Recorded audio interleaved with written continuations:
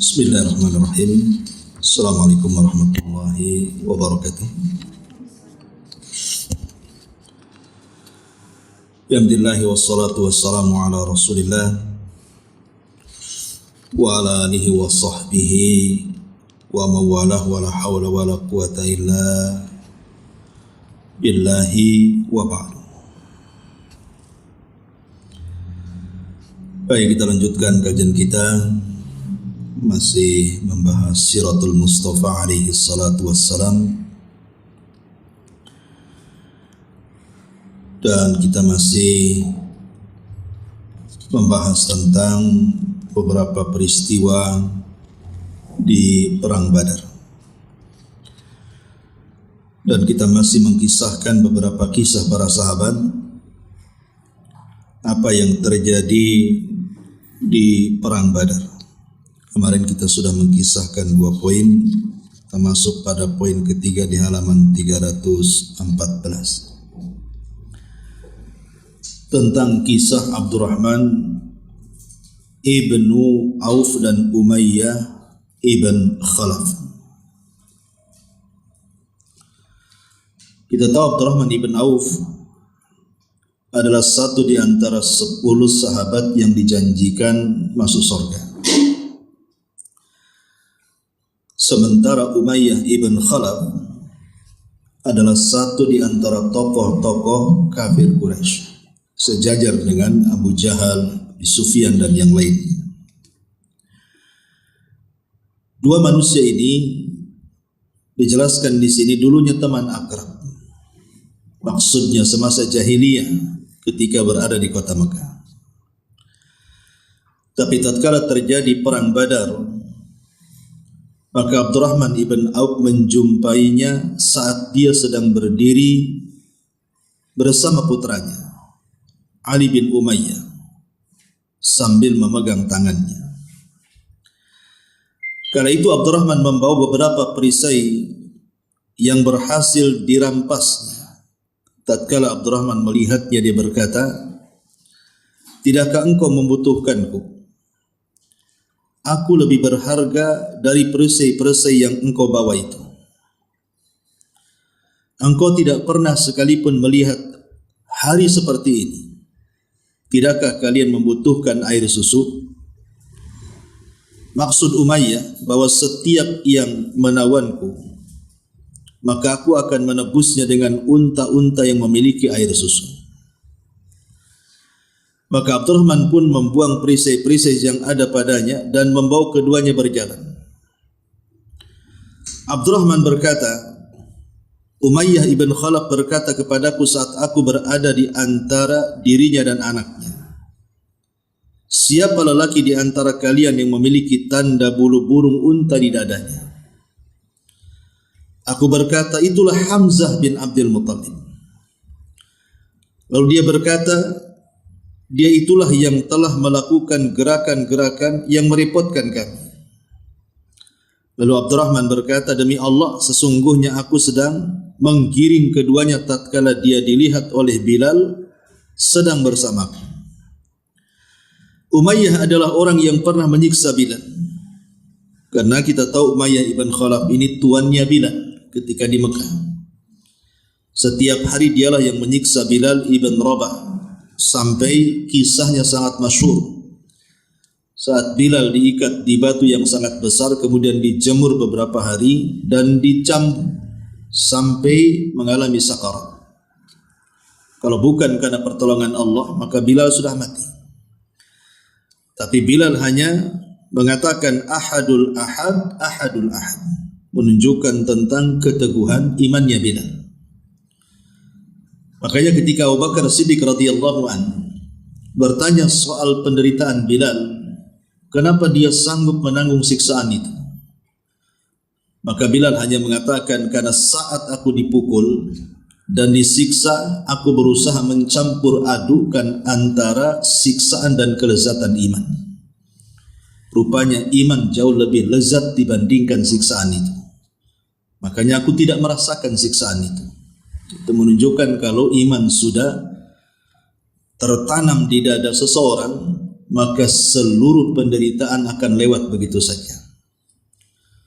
Tapi kalau seandainya iman hilang pada jiwa seseorang, maka penderitaan kecil pun akan menjadi besar bagi hidupnya.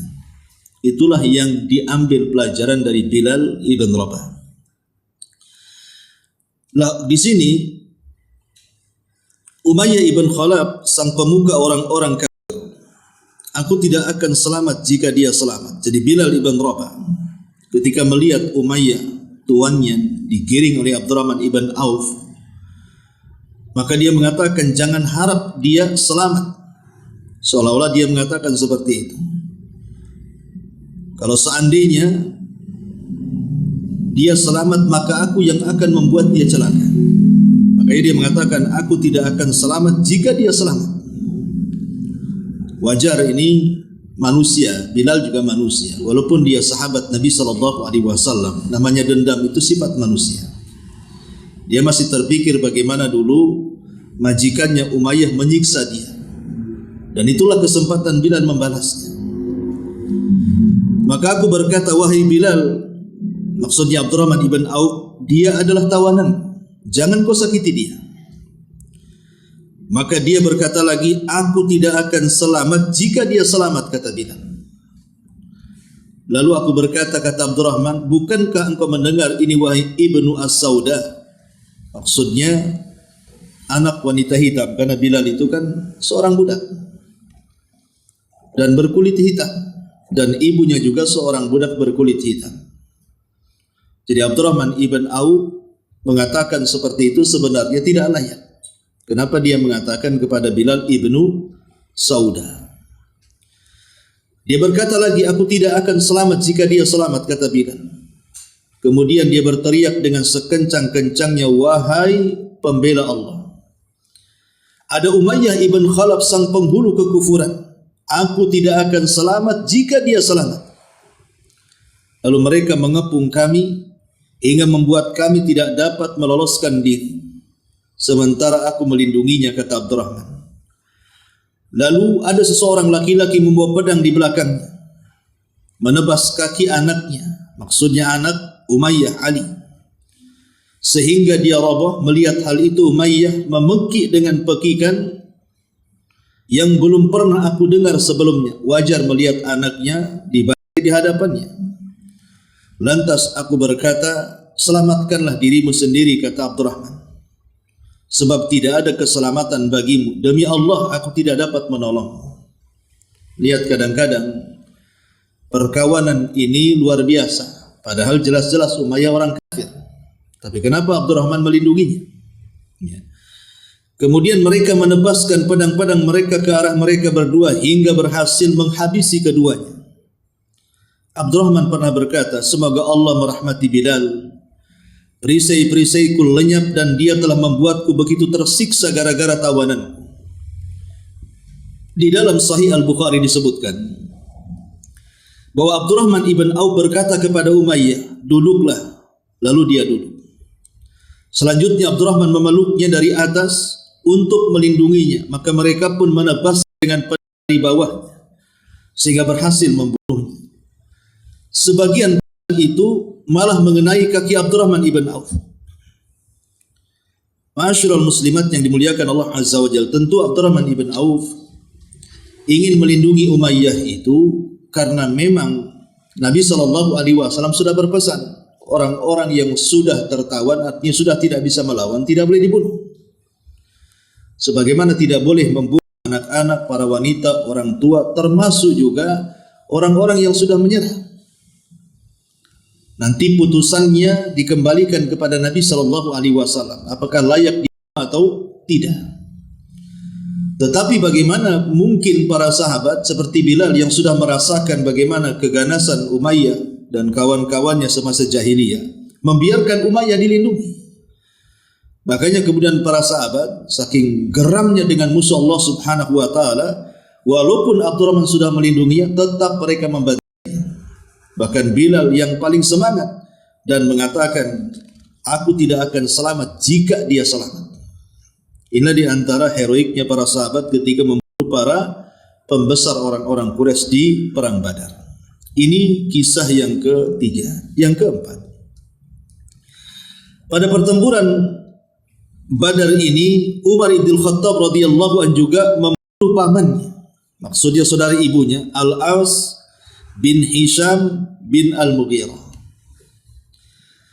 Karena kita tahu bahwa ketika seseorang masuk Islam, secara otomatis hubungan kekeluargaan di Mekah sudah mulai retak dan menjadi permusuhan agama. Sebenarnya Islam itu tidak pernah mengajarkan seseorang, pamannya ada satu keluarga mu'alaf, kemudian salah satu mereka masuk keluarga yang lain masih kafir. Islam mengajarkan tidak boleh seorang anak yang masuk Islam walaupun ibu bapaknya masih kafir berlaku kasar kepada mereka. Karena bagaimanapun Allah Subhanahu wa taala mengatakan wasahibhuma fid dunya ma'rufa. Tetap berlaku adil dan berbuat baik kepada keluargamu walaupun mereka masih kafir. Tapi kalau seandainya kafir ini sudah menyerang Islam, maka mau tidak mau hubungan kekeluargaan sudah tidak ada. Nah, seperti Umar bin Khattab di sini. Karena Al-As ibn Hisham bin Mughirah ini, saudara ibunya ini sudah mengangkat pedang melawan Islam. Mau tidak mau Umar harus membelainya. Makanya dalam Islam ketika bicara soal pembagian orang-orang kafir yang boleh diperangi dan yang tidak boleh diperangi itu terbagi menjadi 4 kategori. Pertama yang disebut dengan kafir dhimmi, kafir yang tidak boleh diperangi. Maksudnya kafir dhimmi itu kafir yang bertetangga dengan kita. Ibu tinggal di perumahan, tetangganya orang kafir, entah Hindu, Buddha, Nasrani, pokoknya di luar Islam. Itu namanya dhimmi. Karena sudah bertetangga dengan kita. Kita juga sering ngobrol dengan mereka, berbuat baik dengan mereka, dan begitu seterusnya. Maka kafir dhimmi tidak boleh diperangi. Yang kedua, ada yang disebut dengan kafir musta'man. Kafir yang mendapatkan suaka keamanan negara. Seperti turis yang masuk ke negara kita, mendapatkan keamanan negara. Dikasih cop paspornya sekian bulan, boleh berkeliaran di tengah-tengah kita. Entah berbisnis, entah jalan-jalan, itu namanya musta'man, diberikan keamanan negara. Tidak boleh diserang. Ya. Makanya pelaku pembunuhan, bom diri yang dilakukan oleh orang-orang teroris, yang kemudian mereka mengancam turis-turis yang masuk ke negara kita, itu salah sasaran. Karena Islam melarang tidak boleh memerangi orang kafir yang mendapatkan keamanan negara. Kemudian yang ketiga, ada namanya kafir ahdi, kafir yang ada hubungan perjanjian. Pamannya negara Islam melakukan hubungan dengan negara kafir, baik politik, bilateral, ekonomi, atau apalah hubungan negara itu. Maka negara yang ada hubung kait dengan negara Islam dalam sebuah perjanjian tidak boleh diserang. Lalu kafir seperti apa yang boleh diperangi? Kafir yang mengangkat senjata. Kalau kafir mengangkat senjata, seperti orang Israel kan, yang membantai Palestina, yang mau tidak mau kan orang Palestina tidak mungkin diam saja. Tentu mereka juga berhak mengangkat senjata untuk membela diri. Nah, Umar bin Khattab radhiyallahu an juga, karena Al-As ibn Hisham bin Mughirah ini, walaupun dia adalah pamannya, saudara ibunya, tapi karena sudah mengangkat senjata, maka menjadi halal darahnya. Makanya Umar membunuh. Sama dengan kisahnya siapa? Abu Ubaidah ibn al-Jarrah. Abu Ubaidah ibn al-Jarrah ini ketika dalam perang Badar berjumpa dengan ayahnya. Ayahnya di pihak musuh. Berusaha ayahnya mengincar dirinya, tapi dia menghindar. Mengincar dirinya, tapi dia menghindar. Berkali-kali dia menghindar. Tapi ketika kemudian ayahnya berhadapan dengan Nabi SAW, tentu dia harus membela Nabi. Makanya akhirnya dia berhadapan-hadapan dengan bapaknya dan berhasil membunuhnya. Dia membunuh bapaknya. Kenapa? Karena dia membela orang kafir dan menyerang Islam. Itulah yang disebut dengan kafir harbi, kafir yang memerangi Islam boleh dibunuh. Tapi kalau tidak memerangi seperti dhimmi ahdi atau musta'man, maka tidak dibolehkan. Ini yang keempat. Kemudian yang kelima, kisah Abu Bakar Siddiq radhiyallahu an menyeru anaknya Abdurrahman yang ketika itu masih bersama orang musyrik. Jadi Abdurrahman, putra Abu Bakar Siddiq radhiyallahu an, ketika masih musyrik itu ikut tergabung dengan tentara Abu Jahal melawan Islam. Lah Abu Bakar Siddiq radhiyallahu anhu ketika berjumpa dengan anaknya Abdurrahman di pertempuran, maka di sini dijelaskan Abu Bakar menyeru anaknya Abdurrahman yang ketika itu masih bersama orang musyrik, saya berkata, mana hartaku wahai orang yang busuk? Mana hartaku yang kalian sudah ambil itu? Lihat bagaimana geramnya Abu Bakar Siddiq kepada putranya yang tidak mau dapat hidayah. Dia menuntut harta yang sudah diberikan kepada putranya. Lalu Abdurrahman berkata, tidak ada yang tersisa selain senjata dan kuda dan pedang yang akan membunuh kesesatan orang tua. Ini sekali lagi Abdurrahman ketika itu belum masuk Islam dan masih terpengaruh dengan Abu Jahal. Walaupun kemudian belakangan dia masuk Islam, Abdurrahman ibn Abi Bakar radhiyallahu anhu. Tapi lihat bagaimana ketegasan Abu Bakar dalam membela agama dan Nabi sallallahu alaihi wasallam sampai kemudian berhadapan dengan putranya.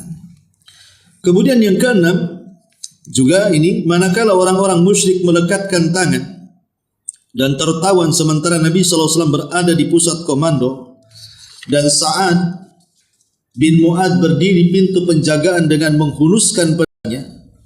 Ketika itu Nabi SAW melihat wajah Sa'ad ada rona kebencian atas apa yang dilakukan orang-orang. Maka beliau berkata kepadanya, wahai Sa'ad. Maksudnya Sa'ad bin Mu'ad. Sa'ad bin Mu'ad ini adalah pemimpin Ansar. Dia dari suku Aus. Sepertinya engkau tidak suka pada perlakuan orang-orang tersebut. Maka Sa'ad mengatakan, benar wahai Rasul. Demi Allah, ini adalah perang pertama yang Allah kehendaki terjadi terhadap para pelaku kesyirikan. Oleh karena itulah, memberikan sanksi berat dengan membunuh para pelaku kesyirikan tersebut adalah lebih aku sukai dibandingkan membiarkan kaum laki-laki mereka hidup.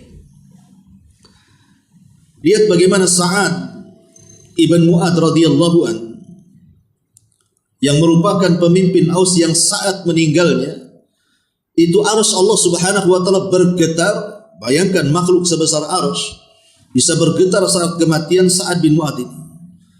Bahkan turun 70.000 malaikat kemudian mengantarkan jenazahnya. Bahkan saat di kuburan Nabi SAW sampai mengatakan, kalau seandainya ada yang selamat dari himpitan kuburan maka Sa'adlah orangnya. Jadi saking mulianya Sa'ad di mata Nabi SAW wajar, karena memang kaum Aus itu satu kabilah masuk Islam gara-gara dia, karena dia pemimpinnya maksudnya. Bahkan setelah dia dapat hidayah, dia serukan kepada kaum Aus, siapapun yang tidak mendengar kata-kataku dan tidak mau masuk ke agama Nabi Muhammad SAW, jangan pernah satu atap di kabilahku, keluar dari sini. Makanya satu kabilah nurut dengan pemimpinnya Sa'ad bin Mu'ad. Kecuali ketika itu ada seseorang yang menolak masuk Islam. Ya, itulah kemudian tetapi belakangan masuk Islam juga. Saat perang Uhud dia masuk Islam. Nah, tapi akhirnya semua kabilah masuk Islam. Makanya wajar kalau kedudukan Sa'ad bin Mu'ad ini di mata Nabi SAW sangat terpandang sekali. Ketika Nabi SAW menawan banyak tawanan, sekitar 70 orang-orang Quraisy itu kan tertawan. Ya. Tapi Nabi SAW tidak membunuhnya. Malah kemudian memenjarakan dan Sa'ad ini sebagai penjaganya. Sa'ad ini ketika melihat tawanan tidak suka, maunya dibayar saja. Kenapa dibiarkan hidup maksudnya? Bukankah mereka yang memusuhi Allah dan juga musuhi Rasulnya? Kenapa dibiarkan hidup? Nah, ketegasan Sa'ad ini persis ketika Nabi SAW meminta pandangan kepada Abu Bakar dan Umar dan mengatakan, bagaimana menurut kalian berdua tentang tawanan-tawanan itu? Umar tegas mengatakan, mereka musuh Allah, bantu saja, bunuh saja, jangan disisakan. Tapi Abu Bakar kan hatinya lembut. Dia mengatakan, jangan, biarkan mereka hidup. Kalau mereka ingin bebas, tebus dengan harga sekian dan sekian. Dan ini menguntungkan kita, karena di antara mereka ada yang masih saudara kita. Mungkin masih paman, ponakan, apa, kasihan. Walaupun kemudian Allah Subhanahu wa taala menurunkan ayat dan membela Umar bin Khattab radhiyallahu anhu, bahwa tidak layak bagi seorang nabi untuk memiliki tawanan hanya karena mencari keuntungan dunia dengan ditukar beberapa uang dinar dan dirham. Turun ayat surah Al-Anfal ketika itu. Tapi sebelum turun ayat ini Nabi SAW memilih pendapat Abu Bakar. Yang sanggup keluarganya menebus, silakan ditebus. Tapi yang tidak sanggup menebus dan dia bisa membaca dan menulis, maka setiap satu orang mengajarkan 10 anak kaum muslimin membaca dan menulis. Dan yang tidak bisa sama sekali mereka harus jadi budak.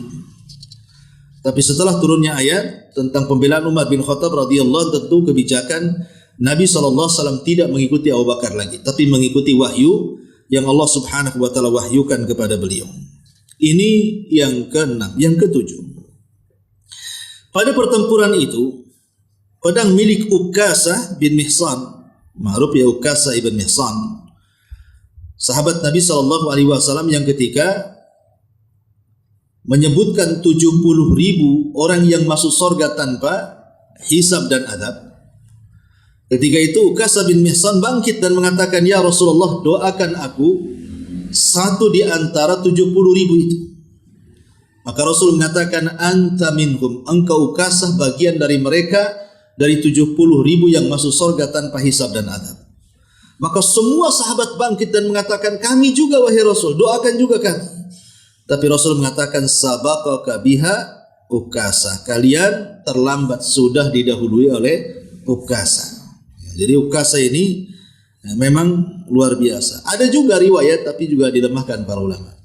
Ketika Nabi SAW di ujung hayatnya, Nabi SAW pernah berkhutbah di atas mimbar.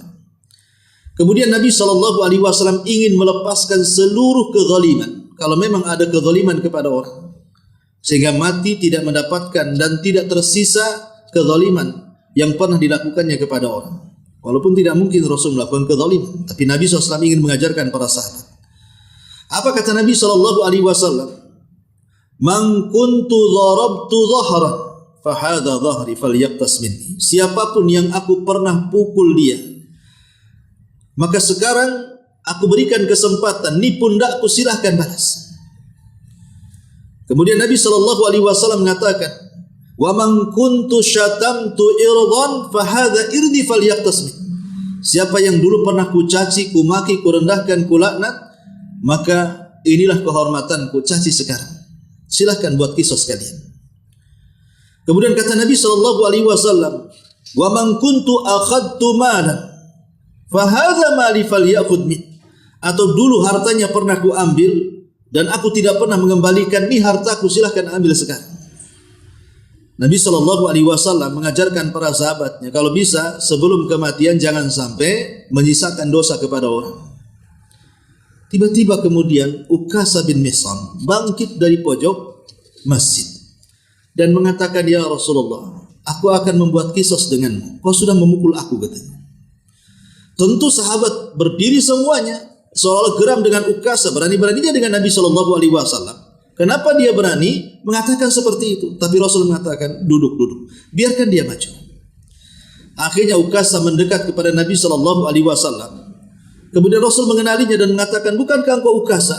Dia mengatakan, "Iya, saya Ukasah." "Bukankah aku sudah mendoakan engkau termasuk 70.000 yang masuk surga tanpa hisab dan adab?" Kata Ukasah, "Benar. Tapi engkau yang mengharapkan adanya kisos, wahai Rasul, dan aku ingin mengkisosmu." Maka Nabi SAW mengatakan, "Kalau begitu majulah." Ali, Fadl dan banyak para sahabat mengatakan, termasuk juga Abbas, "Rasul, biarkan kami yang menjadikan ganti posisi. Kalau dia hendak mencambuk, biarlah cambuk kami. Jangan mencambuk diri." Tapi Rasul mengatakan, "Tidak. Aku yang bersalah, aku yang mendapatkan hukumannya. Minggir kalian." Akhirnya Ukasah mendekat dan mengatakan, "Ya Ukasah, apa kesalahan?" Maka Ukasah mengatakan, "Ya Rasulullah, dulu waktu engkau mendidik kami dalam barisan perang, barisanku tidak lurus sehingga aku mendongak ke depan. Ketika itu engkau membawa tongkat dan engkau memukul aku supaya mundur dan berbaris. Maka aku tidak terima dengan pukulan itu." Maka Nabi SAW mengatakan, "Kalau begitu ambilkan tongkat, kasihkan Ukasah." Diambilkan tongkat, dikasihkan Ukasah. Makin geramlah para sahabat ini. Apa maunya Ukasah ini? Memukul Rasul di hadapan umum. Ya. Akhirnya kemudian Ukasah pun hampir mengayunkan tongkatnya dan mengatakan, "Rasul, aku tidak terima. Sebab waktu engkau memukul diriku, aku tidak menggunakan baju. Kau lepas bajumu." Ini kan para sahabat mengatakan makin kurang ajar nih Ukasah ini. Apa maksudnya? Kan orang dulu kan pakainya kain ihram gitu ya. Kalau mau buka baju kan tinggal buka aja kain ihramnya. Maka Nabi SAW mengatakan, oh gitu, baik akan kubuka. Setelah Rasul membuka bajunya, tiba-tiba Ukasa membuka juga bajunya, kemudian merangkul Rasul dan melemparkan tongkatnya dan mengatakan, ya Rasulullah, aku sudah tahu engkau ini sudah akan dekat dengan ajal. Aku tidak mau berpisah denganmu, minimalnya yang pertama bersentuhan kulitku dengan kulitmu adalah aku, katanya. Ya. Kemudian dilempar balik lagi. Ya. Jadi ini kisah Ukasa bin Mihsan. Baik, kita masuk ke poin ke-7. Jadi pada pertempuran ini pemilik kebun pemilik pedang Ukasa bin Mihsan Al-Asadi terpotong. Ya. Lalu dia mendatangi Nabi SAW. Maka beliau memberinya akar kayu seraya berkata, berpeganglah dengan ini, wahai Ukasa. Jadi karena pedangnya potong, maka Nabi SAW ketika itu ada akar kayu semacam ya tongkat gitu, peganglah ini. Kemudian berpegang dengan ini, wahai Ukasa. Ketika Ukasa menerimanya dari Nabi SAW, dia menggerakkan kayu tersebut dan tiba-tiba berubah menjadi sebilah pedang yang sangat kokoh, panjang, putih, mengkilat. Kemudian ia menggunakannya untuk bertempur hingga Allah memberikan kemenangan kepada kaum muslimin. Pedang tersebut nantinya dikenal atau disebut dengan Al-Aun, pedang Al-Aun namanya, yang berarti potongan, yang tetap dia pergunakan dalam berbagai pertempuran hingga akhirnya ia gugur dalam pertempuran melawan orang-orang murtad di masa Abu Bakar Siddiq radhiyallahu anhu. Lihat bagaimana Ukasa bin Mihsan, dia luar biasa saat berperang. Kemudian yang nomor 8. Setelah pertempuran usai, Mus'ab ibn Umair al-Abdari berpesan dengan saudaranya Abu Aziz bin Umar yang ikut serta berperang melawan kaum muslimin. Ketika berpapasan dengannya, dia dalam keadaan tangannya diikat dan ditarik oleh salah seorang dari Ansar. Maka berkatalah Mus'ab kepada orang Ansar ini, ikatlah tanganmu pula dengannya, sebab ibunya wanita kaya. Siapa tahu dia akan menebus darimu. Abu Aziz berkata kepada saudaranya Mus'ab, apakah begini perlakuanmu terhadap saudaramu? Mus'ab menjawab, dialah, yakni orang Ansar, saudaraku bukan kamu. Jadi Mus'ab ibn Umar ini kan terkenal orang kaya, Bu. Jadi Mus'ab ibn Umar terkenal orang yang paling kaya dan yang disayang oleh ibundanya. Semua keinginan Mus'ab saat dia masih kafir di rumah ibunya itu, semua diturutinya. Mulai dari kendaraan mewah, baju yang sangat indah, uang, macam-macam dunia tercukupi. Ya di masa itu ya orang yang paling sangat beruntung Mus'ab bin Umar ini. Tapi setelah dia masuk Islam, diputus hubungan sama ibunya. Tidak diberikan 1 sen pun dia, sehingga akhirnya dia tidak bisa makan kecuali di daunan. Tidak punya pakaian kecuali yang sudah lusuh-lusuh. Tapi dia lebih tenang masuk ke dalam Islam dibandingkan berada di tengah-tengah ibunya yang kaya raya itu. Dia memilih bersama Nabi SAW karena kecerdasannya, ketampanannya, kepiawaiannya. Maka Mus'ab inilah yang dikirim Nabi SAW pertama kali dakwah ke kota Madinah. Dengan sebab dialah masuk Islam, banyak tokoh-tokoh Ansar. Salah satunya Sa'ad bin Mu'ad, kemudian Sa'ad bin Ubadah, dan beberapa tokoh Ansar masuk Islam di tangan Mus'ab ibn Umar. Jadi kemudian Mus'ab ibn Umar ini tatkala perang Badar berjumpa dengan saudaranya, namanya Abu Aziz bin Umair. Abu Aziz ini saudara daripada Mus'ab. Dia tidak memasuki Islam. Jadi musuhanlah antar saudara ini di perang Badar ini kan. Mus'ab membela Nabi SAW dan kaum muslimin, sementara Abu Aziz bin Umar ini membela Abu Jahal dan orang-orang musyrik. Berjumpa tapi jadi tawanan. Ketika jadi tawanan orang Ansar ini, apa kata Mus'ab? Ikat dia, maksudnya kakaknya, ikat kakakku. Itu ibunya orang kaya, padahal dia sendiri anaknya kan itu. Saya tahu itu keluarganya orang kaya, kita bisa minta tebusan yang besar katanya. Jadi Abu Aziz mengatakan, Mus'ab, kau saudaraku, kau hendak merampok atau kau hendak memeras keluargaku, itu keluargamu juga katanya. Maka Mus'ab mengatakan, kalian bukan keluargaku, orang Ansar inilah keluargaku. Lihat bagaimana ikatan akidah itu lebih erat dibandingkan ikatan darah. Ya, mempersatukan manusia dengan akidah itu lebih kokoh dibandingkan mempersatukan manusia lewat nasab dan darah. Inilah yang disebut dengan ukhuwah Islamiyah ini, solidaritas. Bagaimana Islam itu menguatkan Islam yang lainnya, yashuddu ba'duhu ba'dha. Orang Islam itu seperti bangunan dan menguatkan satu dengan yang lainnya. Kemudian yang nomor 9, tatkala diperintahkan agar membuang mayat orang-orang musyrikin ke dalam sumur tua, dan tiba giliran Utbah bin Rabi'ah dibawa untuk dilemparkan pula ke dalam sumur tersebut, maka Rasulullah SAW memandang ke arah wajah anaknya, Abu Hudzaifah. Ternyata dia dalam keadaan pilu dan rona wajahnya berubah. Lalu dia berkata kepadanya, wahai Abu Hudzaifah, sepertinya ada sesuatu yang merasukimu berkaitan dengan ayahmu tadi. Karena ayahnya kan kafir, jadi tawanan dimasukkan ke sumur tua. Dia menjawab, demi Allah, tidak wahai Rasulullah, aku tidak sedikit pun ragu perihal ayahku dan kematiannya. Akan tetapi aku tahu benar bahwa ayahku adalah seorang yang mempunyai kecemerlangan, kesantunan dan keutamaan. Aku sebenarnya berharap dia itu semua akan membuatnya mendapatkan hidayah Islam. Tatkala aku melihat apa yang telah menimpanya dan mengingatkan kematiannya yang dalam kekufuran, setelah sebelumnya aku mengharap lain, maka itulah yang membuatku bersedih. Maka Rasulullah SAW pun mendoakan kebaikan dan berkata yang baik kepada Abu Hudzaifah ini. Lihat ya, namanya hubungan anak bapak wajar kan begitu. Bagaimanapun dia dibesarkan oleh ayahnya Utbah, sehingga Abu Hudzaifah sebagai anaknya ya wajar masih cinta dengan ayahnya. Ketika dia melihat ayahnya dimasukkan ke dalam sumur oleh Nabi SAW karena permusuhan yang sengit, dia merasa sedih. Dia mengatakan, sebenarnya ayahku itu bijaksana dan aku mengharap dia dapat hidayah, tapi memang semua takdir Allah Subhanahu wa taala. Sebaik apapun orang belum tentu dapat hidayah gitu maksudnya. Tapi itu sudah terjadi, itu yang membuat aku sedih. Artinya kesedihan karena kematian orang tua yang kafir itu wajar, tidak ada masalah. Tapi berdoa meminta ampun kepada orang tua yang mati kafir itu dilarang. Tidak boleh.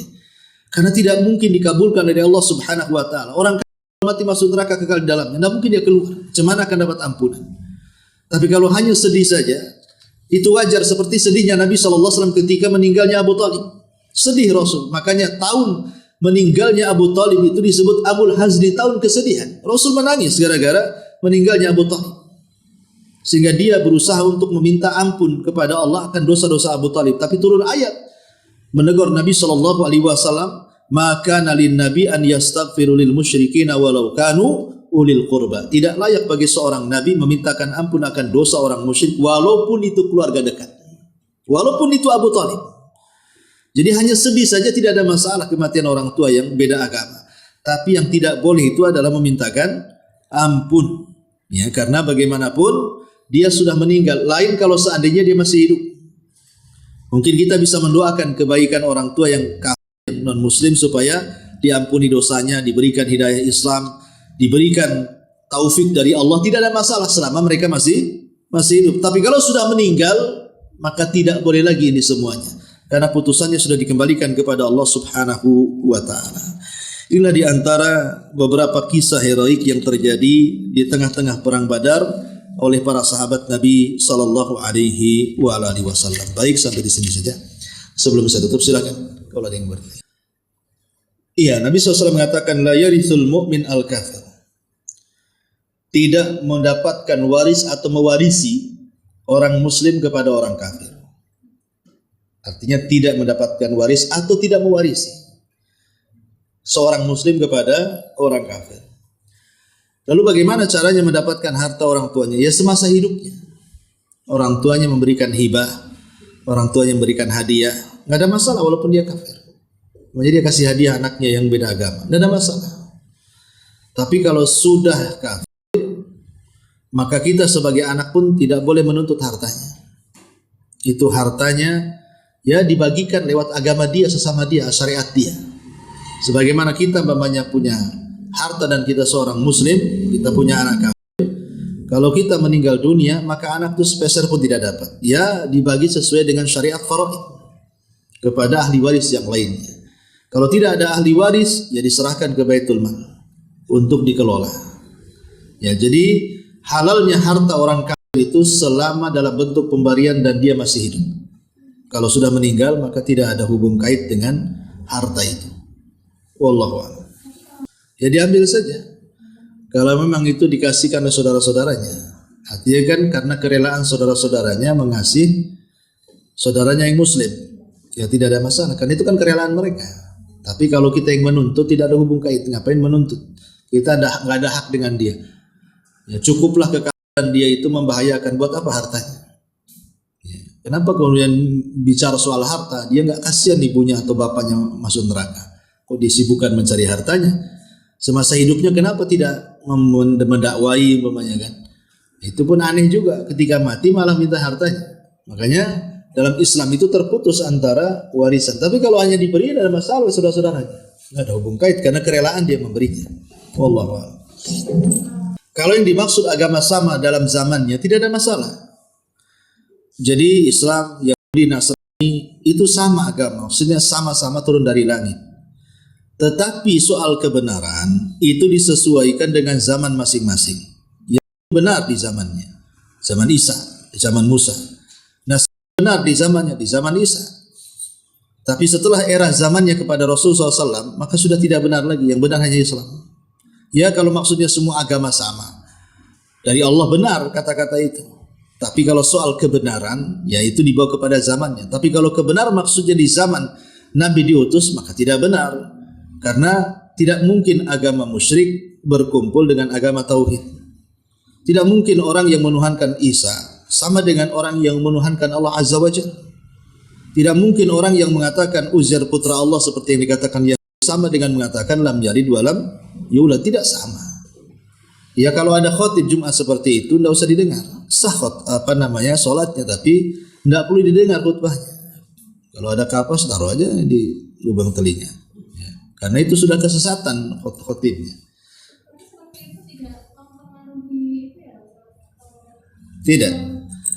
Tidak. Ya, karena ketika kita memponis secara umum orang yang mengatakan semua agama sama itu sesat. Apakah dia keluar dari Islam? Itu butuh dalil. Yang kedua, apakah sudah sampai hujah kita kepada orang yang berkhutbah? Ketika sampai hujahnya, apakah dia paham dengan hujah itu?